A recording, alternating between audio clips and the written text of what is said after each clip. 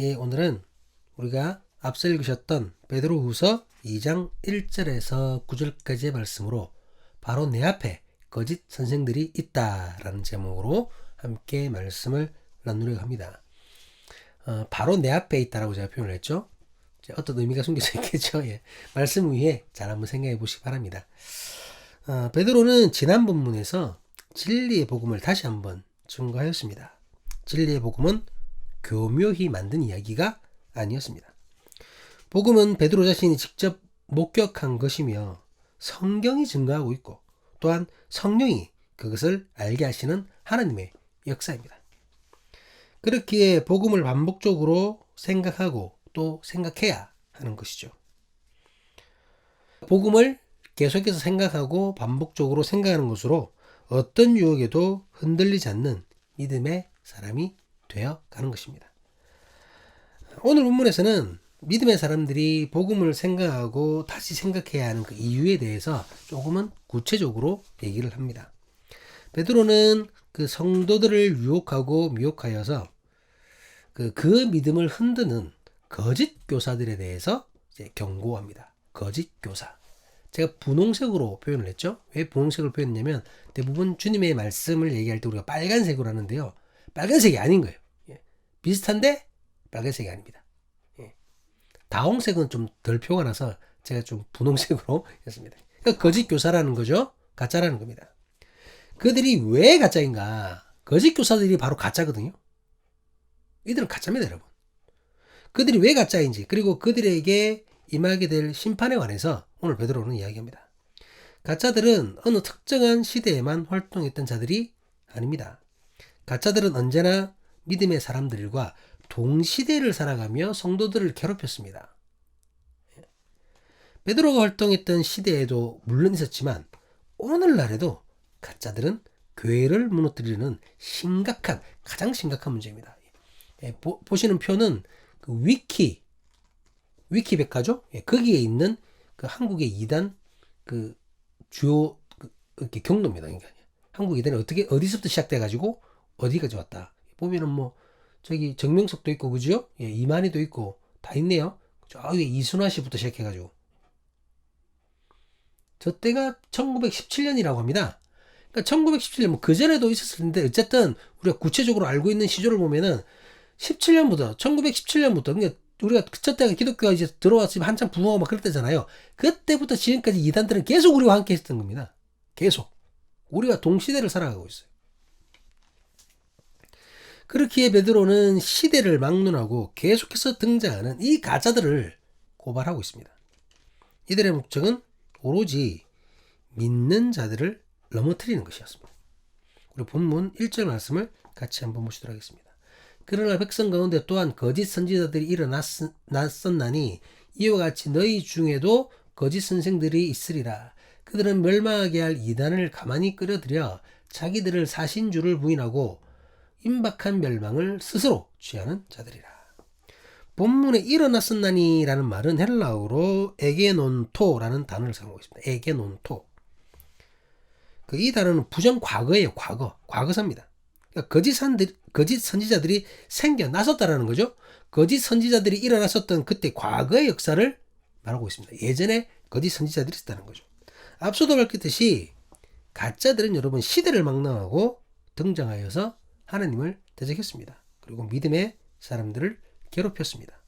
그러니까 옛날에 성경시대로 얘기하면 구약시대 때부터 구약시대에 거짓 선지자들이 일어났었다는 거예요. 그때부터. 그런데 베드로가 활동했던 그 시대, 베드로의 시점에서는 그때가 현재가 되겠죠. 그 현재에도 구약의 거짓 선지자들, 그 거짓 선지자와 가짜들, 그 가짜들이 거짓 선생들이 일어났었다는 겁니다. 일어나게 될 거라는 거예요. 그런데 이제 충격적인 것은 이 거짓 선생들의 출현은 밖에서의 유입이 아닙니다, 여러분. 우리끼리 잘 신앙생활하고 있는데 밖에서 느닷없이 가짜가 들어온다? 이게 아니라 베드로는 안에서 일어날 거짓 선생을 경고합니다. 뭐라고 되어 있나요? 너희 중에 너희 중에라고 되어 있습니다. 너희 중에 무슨 말입니까? 교회 안에 얘기하는 거죠. 교회 안에. 우리 중에 교회 안에 그 가짜가 출현한다는 거예요. 역시 제가 분홍색으로 표현했습니다. 가짜라는 거죠. 우리 안에. 그렇다면 여러분, 교회 안에 출연한 이 가짜 선생들이 무슨 일을 벌이게 될까요? 어떤 일을 저지르길래 이들이 그토록 위험하다는 겁니까? 이들은 교회 안에 참된 복음이 아닌 거짓 복음, 하나님의 말씀이 아닌 거짓 가르침을 유입시킵니다. 세상의 가르침을 유입시키는 거죠. 그러니까 세속의 가르침. 성도들을 멸망하게 할 이단의 가르침, 즉 바른 것과 다른, 진리와 다른, 복음과 다른, 끝이 다른 그 사상을 전하게 될 것이라는 겁니다. 하나님의 말씀이 아닌 거죠. 거짓 선생들은 아닌 척하지만 실상은 살아계신 주님을 부인한 자들입니다. 하나님을 사랑하는 척하지만 실제로는 돈을 더 좋아하고 하나님을 위해서 모든 일을 바치는 것 같지만 결국은 자기 권력을 위해, 자기 명예를 위해 노력하는 그런 자들이라는 것이죠. 그들의 목적은 자신들처럼 성도들도 주님을 부인하게 하는 거예요. 아, 괜찮아. 그쪽도 넘어뜨리라고. 또한 자기 위안도 있겠죠. 예, 가짜들의. 예수 그리스도의 구세주 되심을 부인하게 하는 것입니다. 그것으로 자기들도 구원에 이르지 못하고 성도들도 구원에 이르지 못하게 하려고 한다는 거죠. 자기들이 멸망할 수밖에 없는 것처럼 성도들이 주님을 부인하고 멸망할 수밖에 없도록 만든다는 것입니다. 이것이 그들의 목적인 거죠. 이단의 공격은 여러분 강하고 치밀합니다. 그들은 영적인 부분만을 공격하는 것이 아닙니다. 이단은 성도들이 도덕적으로도 깨끗하지 못하도록 유혹합니다. 성도들의 약한 부분을 공격하는 것이죠. 본문 2절 말씀입니다. 여럿이 그들의 호색하는 것을 따르리니 이로 말미암아 진리의 도가 비방을 받을 것이요. 예수님의 가르침을 여러분 교묘하게 왜곡해서는 진리가 아닌 것을 진리로 알고 따르게 하는 거죠. 물론 이제 정말 말도 안 되는 게 바꾼 것도 있는데 교묘하게 바꿔가지고는 헷갈리게 한다는 거죠. 제가 한번 예를 들어 볼게요. 똑같지는 않지만 이 비슷한 것을 제가 다른 이단에서 들었어요. 그래서 제가 이제 그걸 조금 각색을 해봤는데 예를 들어 한번 들어보십시오. 아담과 하와가 여러분 자신들이 벗은 줄을 알게 되고 부끄러워했던 이유가 무엇입니까? 왜 부끄러워했죠? 선악과를 따먹었습니다. 선악과를. 하나님께 불순종하는 것으로 죄를 지었기 때문에 부끄러워했다는 거죠. 선악과 따먹지 말라고 했는데 선악과를 따먹은 거예요. 예, 하나님의 말씀에 불순종해서 그때부터 부끄러워하는 겁니다. 인간이 벗은 몸을 부끄럽게 하게 된 이유가 죄 때문이라는 거죠. 이해가 되시죠? 그렇다면 주님을 영접하고 자신의 죄를 회개한 후에 죄에서 깨끗함을 받은 후에는 부끄러워할 것이 없는 것 아니냐? 그렇지 않습니까? 주님께 불순종하는 죄로 말미암아 벗은 몸을 부끄러워했어요. 근데 이제 회개를 했으니까 모든 죄가 씻겨졌으니까 더 이상 죄를 짓지 않으면 우리는 벗어도 부끄럽지 않은 겁니다. 그렇잖아요. 진짜 구원받은 사람은 부끄러움이 없어야 된다는 거죠. 진짜 구원받은 사람은 내가 알몸이어도 전혀 부끄러움이 없어야 되는 겁니다. 우리 다 함께 이제 입은 옷 다 벗고 다 같이 벌거벗고 여기서 하나님께 예배합시다. 그대로 자연 그대로의 모습으로 순결한 모습으로 그게 정결한 모습입니다. 여러분 자 다 벗으세요 하면서 자기도 벗고 여러분 이렇게 했다고 합시다. 이게 옳은 해석이고 바른 적용인가요? 실제로 이 비슷하게 하는 이단이 있습니다. 여러분 없는 게 아니고 그것을 제가 조금 더 각색을 한 거예요. 예. 이게 바른 적용입니까 여러분? 말도 안 되는 소리잖아요. 이런 식으로 혼돈을 주어서 성적으로 문란하게 만든다는 겁니다. 옷 벗고 예배하면서 무슨 짓 하겠습니까 그들이. 예.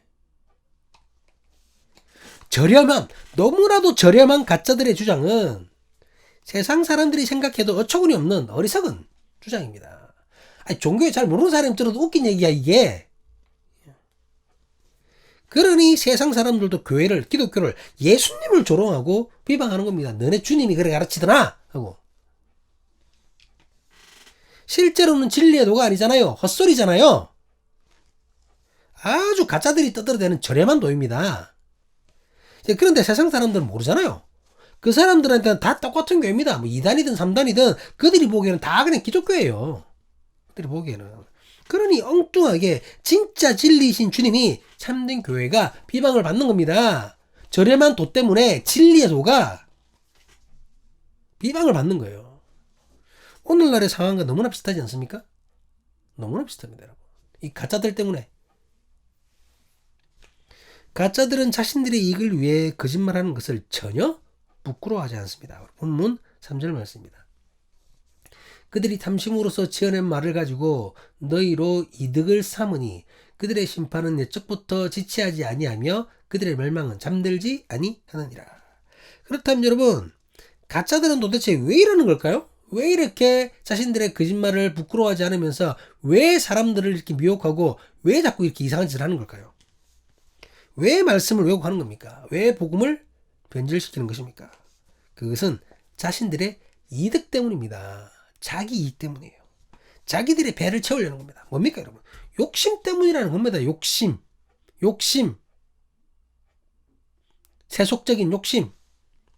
욕심 때문에 아무 말이나 막 지어내고 거짓말을 하는 거예요. 내 배 채우려고. 모든 악의 근원인 이 욕심이 그들로 하여금 주님을 대적케 하고 오히려 그들의 잘못된 그 저렴한 도 때문에 진리 대신 예수 그리스도가 비방받게 한다는 겁니다. 욕심 때문에 가짜가 되어버렸습니다. 욕심 때문에 성도들에게 거짓말하면서 자기 배때기 두들기며 좋다고 그러고 있는 거예요. 개인적으로 제가 알고 있는 목회자 중에 친하진 않습니다. 그냥 아는 사람인데 도대체 왜 목회를 하는 것인지 이해가 안 되는 자가 있습니다. 저는 그 자를 목회자라고 부르기도 싫어요. 아직도 활동하고 있기 때문에 제가 실명을 말하기는 좀 그런데 그 사람은 여러분 누가 보더라도 장사꾼입니다. 저만 그렇게 평가하는 게 아니라 다른 사람들도 그분은 사업가인 것 같아. 좋게 말해서 사업가인 것 같아. 이제 이래 말씀하시는 거죠. 저는 장사꾼이라고 얘기합니다. 누가 보더라도 장사꾼입니다. 그리고 그냥 장사꾼도 아니고 여러분 아주 나쁜 장사꾼입니다. 나쁜 장사꾼. 오해하지 마실게. 제가 장사하시는 분들이 다 잘못됐다는 게 아니에요. 사업하시고 장사하시는 분들이 사업하고 장사하는 게 뭐가 잘못됐습니까? 목회자가 장사를 하니까 문제인 거죠. 목회자가. 그것도 아주 질 나쁜 그런 장사꾼이라는 거예요. 좀 더 공격적으로 표현하자면 여러분 이 사람 사기꾼입니다. 질 나쁜 장사꾼을 우리가 전문용어로 사기꾼이라잖아요. 사기꾼입니다. 사기꾼. 그것도 악질적인 사기꾼입니다. 그렇게 돈 벌고 싶으면 그냥 사업이나 하지 왜 목회자가 되어서 하나님의 이름을 욕먹이고 교회를 욕먹이고 신실한 다른 목회자들까지 욕먹이냐는 말입니다. 정말 이해할 수 없는 인간이에요. 장사를 하면 잘할 텐데 왜 저러는 걸까? 그런데 제가 유심히 그 사람을 살펴보니까요. 왜 저러는지 좀 궁금해서 유심히 살펴봤는데 이 자는 돈 욕심도 있는데 그와 함께 사람들에게 대접받고 싶은 욕심도 있어요. 이제 골치 아프죠? 부자도 되고 싶은데 대접도 받고 다른 사람들부터 존경도 받고 싶은 거예요. 어떤 명예도 있고 싶고 그런 욕심을 다 가지고 있는 겁니다. 저는 그래서 이 사람을 악질 중에 악질이라고 보는 겁니다. 세상을 취하든지 세속을 취하든지 그리스도를 취하든지 둘 중에 하나일 거 아니에요. 다 가지고 싶은 거예요. 그냥 다. 그런데 베드로는 이런 가짜들을 향해 하나님의 심판을 선포합니다. 이미 옛적부터 가짜들을 향한 심판은 계획되어 있었습니다. 그리고 그 심판은 결단코 멈춤 없이 실행될 것임을 선포하는 것입니다. 베드로는 과거의 역사를 제시하며 재해에 대한 심판의 확실성을 전합니다. 가장 먼저 천사에 대한 심판이죠. 범죄하였다면 천사랄지라도 용서하지 않으시는 그 하나님의 심판을 얘기합니다. 우리 본문 4절 말씀입니다. 하나님이 범죄한 천사들을 용서하지 아니하시고 지옥에 던져 어두운 구덩이에 두어 심판 때까지 지키게 하셨으며. 본문에서 말하는 범죄한 천사들이 누구이며 그 범죄 내용이 어떤 것인지는 정확하지 않습니다. 알 수가 없어요. 일단 구약에는 본문의 인용이라고 확증할 만한 부분이 없습니다. 다만 몇 가지 주석에는 그 베드로가 그 창세기 6장에 나타나는 하나님의 아들들 기억나시나요? 하나님의 아들들이 사람의 딸들과 결혼하고 이런 부분 있잖아요. 그 부분에서 범죄에 관한 것을 말하고 있다고 주장을 합니다. 이런 주장은 그 구약의 외경도 아니죠. 위경이 에녹 1서라는 그 에녹 1서 2서 3서 그 위경이 있거든요. 구약 위경. 그 구약 위경에 의한 겁니다. 그 에녹 1서에 보면은 그 천사 200명을 이끌었던 그 20명의 지도자 천사, 리더급이죠. 지도자 천사들이 등장합니다. 근데 이 지도자 천사들이 사람의 딸들이 아름다운 것을 보고는 그들에게 욕정을 품게 됩니다. 그래서 이들은 각각 마음에 드는 사람을 골라서 결혼을 하게 되죠. 결혼을 했을 뿐만 아니라 거기다가 그녀들에게 가르쳐 주어서는 안 되는 금단의 지식, 금기된 지식까지도 가르쳤다. 이렇게 나와 있어요. 뭐 들어보니까 창세기 6장에 나온 내용과 좀 뭐 연결될 수 있는 것 같잖아요. 이 내용을 축소한 게 마치 창세기 6장에서 6장 1절에서 4절까지의 말씀 같잖아요. 비슷하지 않습니까? 그 근거로 그렇게 얘기를 하죠. 하지만 여러분, 에녹스는 위경이기에 그대로 받아들이기에 조금 무리가 있다고 저는 생각됩니다. 그러니까 많은 주석들이 그렇게 얘기하고 학자들도 얘기하지만 저는 개인적으로 좀 아니라고 봅니다. 왜냐하면 위경이잖아요, 에녹스를. 그리고 창세기 6장에 그 하나님의 아들들, 6장의 하나님의 아들들에 대해서는 여러 가지 해석이 있습니다. 이제 구약 주석을 보면 또 많은 해석들이 있어요. 그래서 천사라는 해석도 있는데 하나님의 아들들이 천사를 지칭하라는 그 해석이 특별하게 유력한 해석이 아닙니다, 여러분. 오히려 무리가 있다라고 얘기를 하죠. 뭐 가인의 아들들이라는 그 해석도 있고, 아니면 그 그러니까 아벨의 자손, 셋의 자손이죠. 셋의 자손이라는 뭐 얘기도 있고 뭐 그렇지만 확실치가 않아요.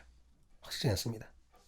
그렇기 때문에 지금 얘기가 되는 그 천사들의 범죄에서 이 천사들의 주인공이 누군지는, 어떤 사건을 얘기하는지는 정확하게 알 수 없다는 게 저는 맞다고 봅니다.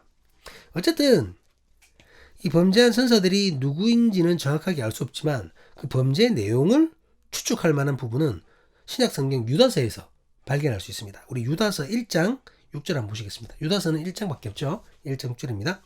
또 자기 지위를 지키지 아니하고 자기 처소를 떠난 천사들을 큰 날의 심판까지 영원한 결박으로 흑암에 가두셨으며, 자기 처소를 떠난 천사들이 자신이 지켜야 할 자리, 자기가 있어야 할 자리를 지키지 않고 그곳을 떠나버렸다는 거예요. 창세기 6장의 내용이 만약에 천사의 타락으로 보는 것이 맞다면, 저는 아니라고 생각하지만 만약에 그게 맞다면, 그 하늘에 있어야 할 천사들이 땅으로 내려온 거죠. 하늘에 있어야 할 천사가 자기 처소를 떠나서 땅으로 내려와가지고는, 땅에 내려와가지고는 사람의 딸을 취한 거잖아요. 그러니까 그게 범죄라는 겁니다. 이렇게 해석을 연결시키는 거죠. 뭐 어쨌든 하나님께서는 처소를 떠나버린, 자신이 지켜야 될 자리를 떠나버린 그 천사들의 범죄를 보시고 그들을 결박하여 흑암에 가두셨다고 고백하고 있습니다. 유다서는. 그러니까 천사들이 자신의 위치를 지키지 않은 것, 이것이 하나님께 불순종하는 것이라는 거죠. 이 자리를 지켜야 돼, 네가 그곳에 있어야 돼, 근데 그 지키지 않은 겁니다. 그게 불순종이라는 겁니다. 그게 죄라는 거죠. 중요한 것은 여러분, 범죄에 대한 하나님의 심판은 천사라 할지라도 그대로 적용이 된다는 겁니다. 범죄에 대한 하나님의 심판의 확실성에 대해서 제시된 두 번째 역사는 노아와 홍수에 관한 것입니다. 본문 5절 말씀입니다.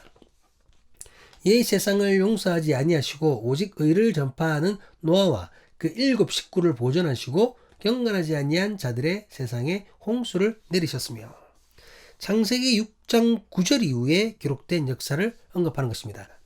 창세기 6장에 의하면 당시의 사회상황을 하나님께서는 직접 이렇게 말씀하십니다. 창세기 6장 11절에서 13절까지 말씀을 같이 한번 보시도록 하겠습니다. 그때 온 땅이 하나님 앞에 부패하여 포악함이 땅에 가득한지라. 하나님이 보신즉 땅이 부패하였으니 이는 땅에서 모든 혈육 있는 자의 행위가 부패함이더라. 하나님이 노아에게 이르시되 모든 혈육 있는 자의 포악함이 땅에 가득함으로 그 끝날이 내 앞에 이르렀으니 내가 그들을 땅과 함께 멸하리라.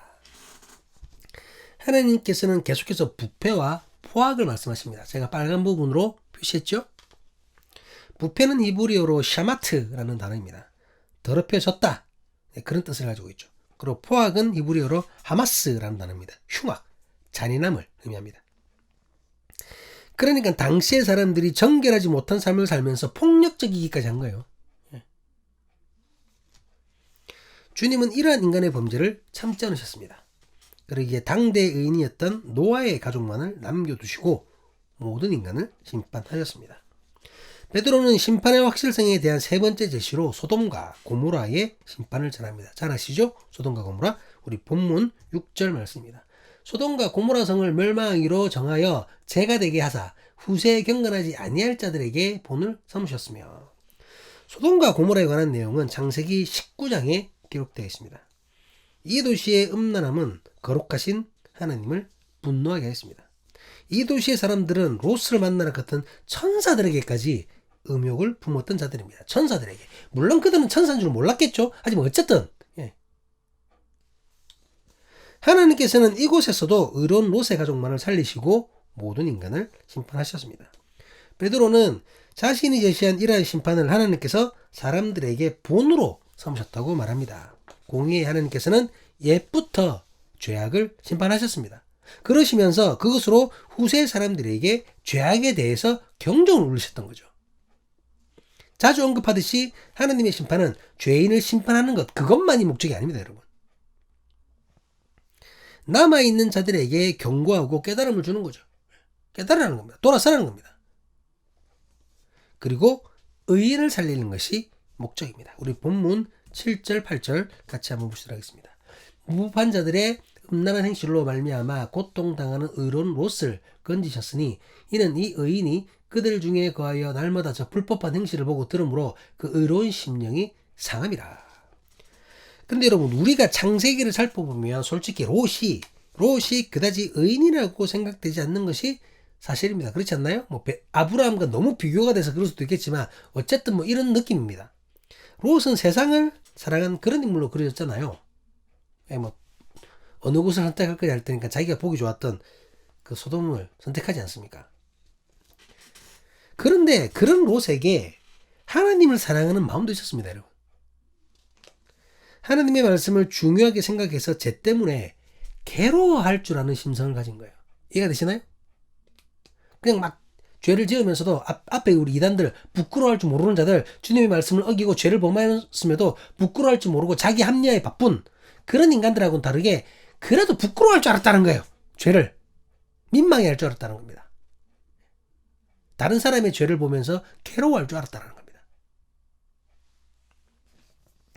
그냥 눈으로 보기에 풍요로운 소돔을 자신이 선택했지만 그 죄악의 도시는 롯에게 괴로움으로 다가왔던 것입니다. 하나님께서는 이런 롯을 의인이라고 인정해 주신 겁니다. 이런 롯을. 그래도 죄를 괴로워할 줄 아는 이 롯을 의인이라고. 범죄를 괴로워할 줄 아는 그 마음을 롯의 의로 인정하신 겁니다. 롯의 의인됨, 롯에 대한 하나님의 인정은 우리에게 큰 위로가 됩니다. 정말 저는 큰 위로를 받았습니다. 참으로 놀라운 은혜입니다. 우리는 여러분 롯보다 낫다고 자부할 수 없을 것입니다. 그렇지 않나요? 아닌가요? 롯보다는 나으신가요? 적어도 저는 롯과 별반 다르지 않는 사람입니다. 롯처럼 부족하고 어리석은 사람입니다. 하지만 롯처럼 죄를 괴로워하고 하나님 앞에 경건해지려고 노력하기에 롯처럼 의인으로 인정해 줄 것을 믿고 의지합니다. 너무 큰 위로가 됩니다. 물론 이제 괴로움을 하고 있으면 안 되겠죠. 바뀌어야지. 결국은 바뀌어야죠. 결국은 소돔과 고모라를 떠나지 않습니까? 롯이. 그리고 돌아보지 말라고 해서 아내야 돌아봤지만 자기는 안 돌아봤잖아요. 그러니까 변해야 되죠. 괴로움은 하고 있으면 안 되지만 어쨌든 죄에 대한 괴로움을 주님께서 의로 인정하셨다는 거죠. 주님은 이렇게 경건한 자를 건지시고 불의한 자를 형벌하시는 심판의 하나님이십니다. 본문 9절 말씀입니다. 주께서 경건한 자는 시험에서 건지실 줄 아시고 불의한 자는 형벌 아래 두어 심판날까지 지키시며. 그렇게 여러분 거짓말로 성도를 미혹하고 자기 욕심 때문에 교회를 어지럽히는 자기의 배부름을 위해 하나님을 이용하는 그 가짜들 주님께서 반드시 심판하실 것입니다. 귀 있는 자는 심판하신 하나님의 경고를 겸손하게 받아들일 것을 간절히 간구합니다. 사랑하는 사람의 교회 신앙 공동체 여러분, 앞에서도 잠깐 언급했지만 베드로 시대의 가짜 선생들은 오늘날의 가짜들과 너무나 닮아 있습니다. 이들은 욕심으로 인해 거짓말하며 사람들을 혼란에 빠뜨리고 있습니다. 이들의 최종 목적은 믿음의 사람들을 넘어뜨리는 것입니다. 진리의 도가 세상 사람들에게 조롱당하게 하는 것입니다. 우리는 베드로가 처음에 했던 그 경고를 기억해야 합니다. 베드로가 경고하고 있는 거짓 선생들은 교회 밖의 사람들이 아니었습니다. 교회 안의 사람이었습니다. 베드로는 분명히 너희 중에도 거짓 선생이 있으리라 라고 말하고 있습니다. 너희 중에 거짓 선생들이 있다는 겁니다. 너희 중에. 교회 공동체 안에 가짜들이 지금 함께 있다는 거예요. 그래서 더 위험한 겁니다, 여러분. 그래서 더 위험한 거예요. 여러분, 소위 우리가 이단이라고 부르는 자들 있죠? 제가 강조한다고 좀 깜빡깜빡거리겠습니다. 소위 우리가 이단이라는 자들 있지 않습니까? 이단이라는 자들. 보이시죠? 뭐 정명석이 좀 한학자인가요? 그리고 또 이 사람 저 사람 이만희, 통일교의 문선명이 여러 명 있지 않습니까? 이단이라고 말하는 집단 여러분 우리 안의 집단이 아니잖아요. 세상 사람들은 같은 기독교를 볼 줄 모르겠지만 어쨌든 우리는 엄연히 분리하지 않습니까? 우리는 분리해요. 정통교단은 그들을 멀리합니다. 멀리하죠. 같은 형제 자매로 인정하지 않습니다. 진짜로 위험한 존재는 정통교단이라는 거죠. 이런 사람들은 우리가 멀리하기 때문에 별로 위험하지 않아요. 진짜 위험한 존재는 정통이라고 불리며 교회 안에 있는 그 가짜들입니다. 제가 이게 딱 누르면서 제가 생각하고 있는 그리고 사람들로부터 시선받고 있는 정통이라고 불리는 가짜들이 딱 뜨게 하려고 했는데 차마 그렇게 가지는 못하겠습니다.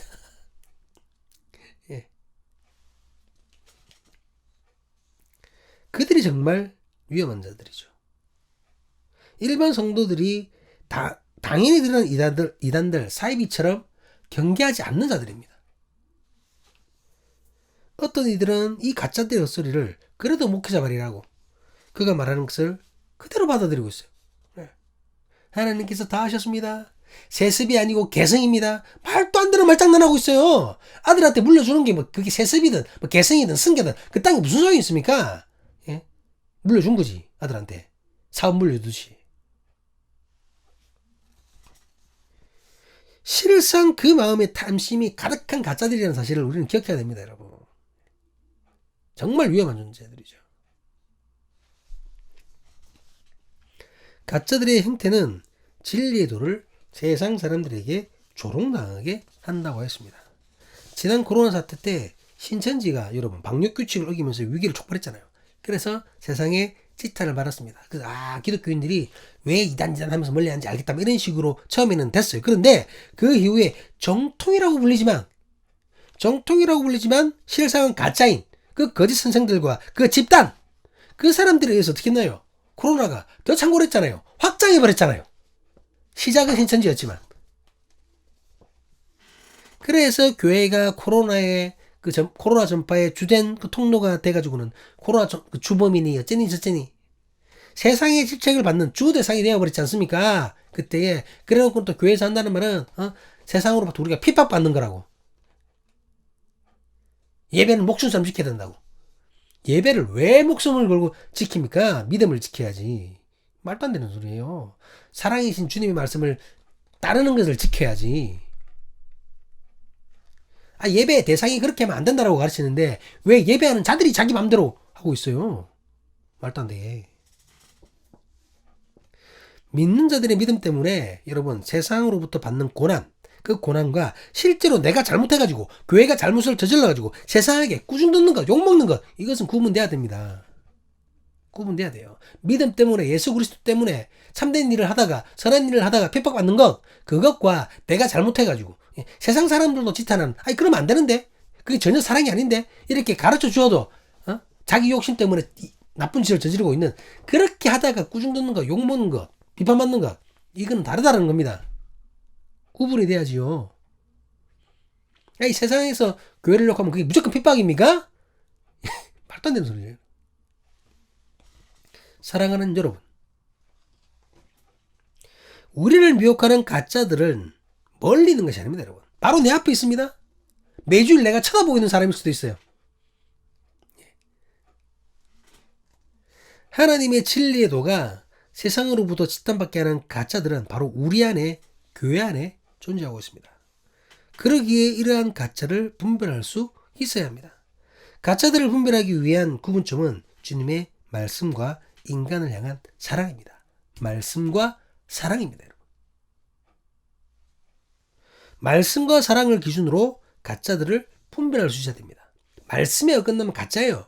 그 마음에 사랑이 없으면 가짜입니다. 이기심으로 기도하면 가짜입니다. 교회를 너무 사랑해가지고 세상은 망가지든 말든 우리끼리 잘 살아야 돼요. 여러분 이거 사랑 아닙니다. 이거 사랑 아니에요. 그거는. 이 가짜들, 그들의 이면에 숨겨진 불의한 목적을 바로 볼 수 있어야 됩니다. 하나님의 말씀을 자기 임의대로 해석하는 자, 가짜입니다. 하나님의 말씀이 아닌 자기 주장을 진리처럼 가르치는 자, 가짜입니다. 이웃에 대한 사랑이 없고 자기 자신만, 우리 집단만 사랑하는 자, 가짜입니다. 자기 욕심을 위해, 자기 배부름을 위해, 자기 명예를 위해, 자기 권력을 위해 하나님을 이용하는 자, 다 가짜입니다. 성령께서 우리에게 분별할 수 있는 지혜를 주시길 주님의 이름으로 간절히 기도합니다. 어떠한 가짜들이 우리를 미혹한다고 할지라도 말씀으로, 사랑으로 그들을 구분할 수 있는 내가 될 수 있기를 주님의 이름으로 간절히 간구합니다.